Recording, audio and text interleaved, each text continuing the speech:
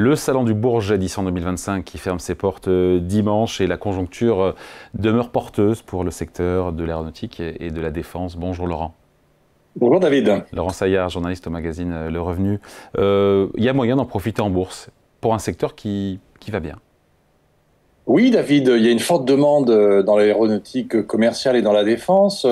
Même si, on doit le reconnaître, il y a des goulots d'étranglement, il y a de multiples défis à relever. Mais comme vous l'avez dit, la conjoncture reste quand même très porteuse. 5 ans après le trou d'air, la zone de forte turbulence de la période Covid, l'aéronautique civile, elle a renoué avec une solide trajectoire. Le trafic passager, par exemple, dans le monde, a renoué d'ailleurs depuis avril 2024 avec son record de 2019. Donc on a des compagnies qui ont retrouvé la santé financière et les commandes d'avions en ligne ont bondi. Et la France là-dedans, elle tire largement son épingle du jeu? Oui, la filière aéronautique défense, David, c'est l'un des secteurs d'excellence de l'économie française.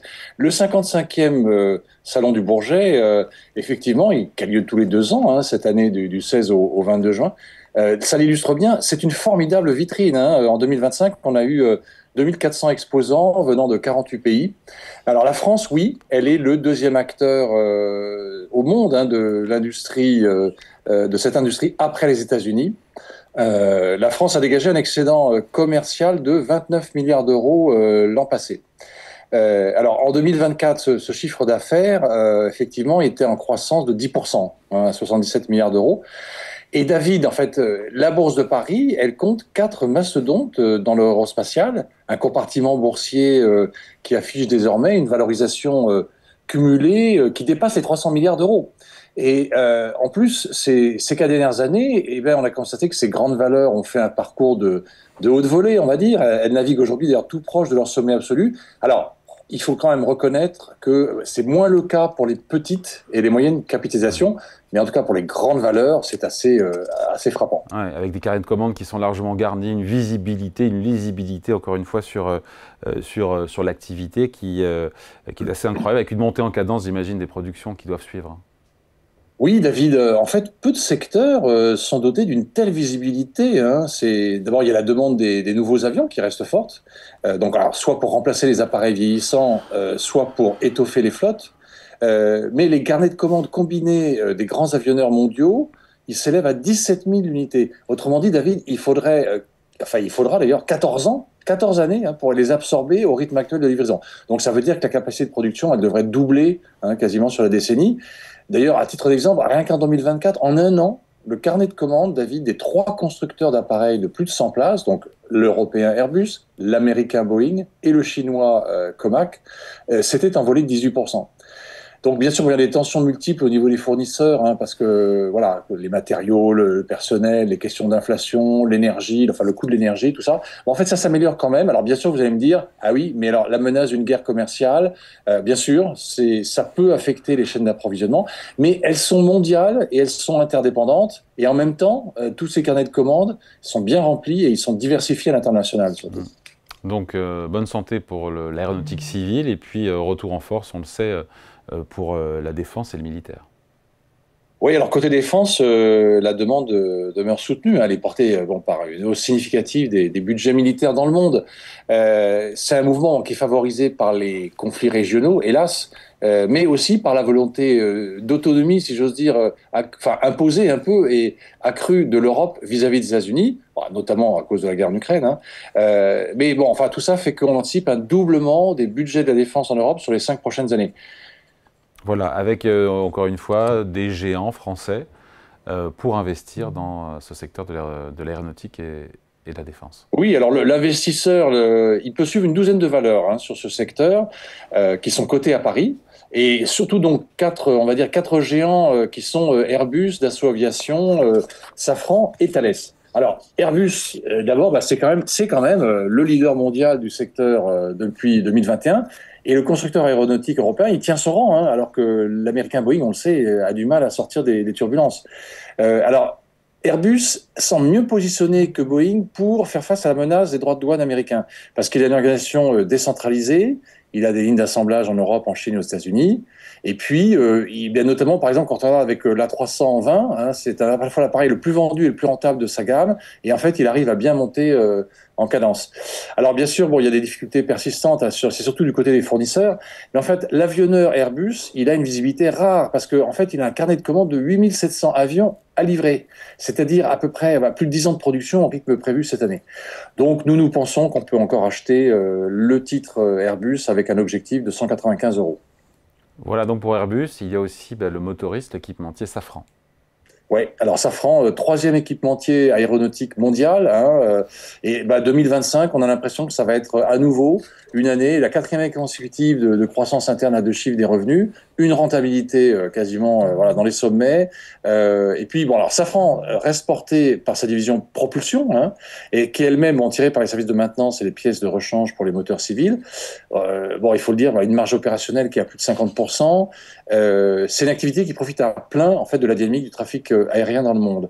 Alors tout ça fait que effectivement il y a le titre Safran, il est très recherché pour toute cette visibilité. Quand même, hein, plus de 11 500 moteurs à livrer, ça représente 7 ans de production au rythme actuel. Ça, les investisseurs apprécient. Ils apprécient aussi la solidité du modèle économique de Safran, qui est une véritable machine à cash. Il y a quand même, David, un revers à la médaille. C'est la valo, hein, la valorisation élevée de Safran, c'est la plus élevée du secteur en Europe. On pourrait dire, pour positiver, que c'est peut-être le prix de la qualité. En tout cas, on pense que quand même, on peut acheter le titre avec un objectif de 305 euros. Dans les grands mastodontes de l'aéronautique et de la défense côté à la Bourse de Paris, il y a aussi dans votre liste Dassault Aviation. Oui, alors Dassault Aviation, constructeur aéronautique qui mise sur un modèle en fait équilibré pour atténuer les aléas, qui a en fait un modèle équilibré entre le civil et le militaire. Alors actuellement, c'est plutôt la dynamique du militaire qui compense le trou d'air qu'il connaît dans le civil. Dassault Aviation continue d'engranger des commandes de Rafale, hein, bien sûr, à l'exportation. Dernier contrat en date, c'est 26 avions de combat supplémentaires pour l'Inde. Un carnet de commandes record, hein, plus de 43 milliards d'euros à fin 2024, c'est-à-dire en fait 7 ans de facturation. Et dans le même temps, dans le domaine de l'aviation d'affaires, qui tourne lui plutôt ralenti, bon, surtout aux États-Unis. Alors la valeur, elle reste décotée en bourse, à notre avis, malgré tout, mais à un degré moindre parce qu'elle a eu un parcours récent explosif. Mais quand vous voyez la somme de la trésorerie nette de plus de 8 milliards d'euros et qui est constituée en majorité d'un compte client, hein, et la participation, ne pas oublier la participation de 26% de Dassault Aviation dans Thales, hein, qui est valorisée à plus de 14 milliards, ça permet d'être optimiste et on peut acheter l'action Dassault Aviation avec un objectif de cours de 365 euros. Voilà, et il reste donc Thales à regarder. Oui, alors Thales, donc le groupe d'électronique civile et militaire, hein, on va dire que tous les feux sont au vert, enfin ou presque. Là encore, des exercices records sur les dernières années. Dans la défense, c'est-à-dire à peu près la moitié des revenus du groupe, Thales entrevoit en fait au moins une décennie de croissance. Voilà. Donc ça renforce la visibilité. Il y a déjà quand même un carnet de commandes de 35 milliards d'euros de contrats militaires, soit à peu près 3 années et demie de chiffre d'affaires dans ce domaine. Il y a eu des acquisitions pour les divisions aéronautique et cybersécurité qui se portent plutôt bien. Il y a quand même une ombre au tableau, c'est l'activité spatiale du groupe, parce qu'elle souffre de la chute du marché des satellites télécoms. Puis il y a une vaste restructuration en cours, avec un rapprochement à l'étude quand même avec le partenaire italien Leonardo et puis Airbus. En gros, donc les investisseurs plébiscitent Thales à la fois pour ses performances financières de haut vol, et pour son exposition au secteur, hein, qui est en plein boom, secteur de la défense. Alors, l'action, David, a quasiment doublé depuis le début de l'année, et en fait, plus que doublé en l'espace de 3 ans. On va quand même se risquer à viser un objectif de cours de l'action à 295 euros, parce qu'on pense qu'il y a encore du potentiel, même si le parcours boursier est quand même assez impressionnant depuis le début de l'année et dans les mois qui ont précédé.